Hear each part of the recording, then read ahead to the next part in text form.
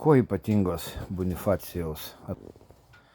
Bonifacijaus atostogos ypatingos yra tuo, kad jos prasideda ketvirtadienį. Tai reiškia, mūsų šitas šeštadienis prasidėjo praeito mėnesio ketvirtadienį. Tai vat šitas savaitgalis jau pas mumi maždaug persirito į šeštadienio popietę. Todėl, kad jisai mums baigsis, mama, kada?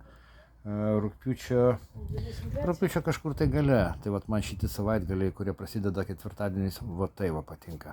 Na, o einam pažiūrėsime, ką mums šiandieną dievulis atsiuntė. O dievulis mums atsiuntė šitą seną moteriškę, kuri jau 15 metų čia nuo manęs niekaip neatsitraukia.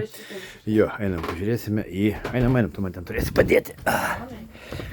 Davė laivą, davė jūrą, davė gerą nuotaiką ir davė šašlykinę rūkelničią. Einam pažiūrėsime, kas joje yra. Nu, pafilmuok, mama, mes čia pažiūrėsim. Įdomu, ar jinai pilna, ar jinai nepilna. Kaip galvoja? Nu, nežinau. Čia. Klausyk, kaip ją dabar atidaryti?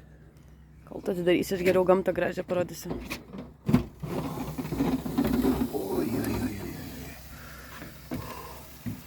O mums dievulis šiandien atsiuntė pilną šašlykinę rūkytų lašišų stuburkaulio.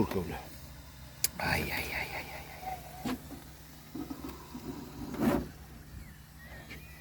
Gyvenimėlė, tu esi nuostabus.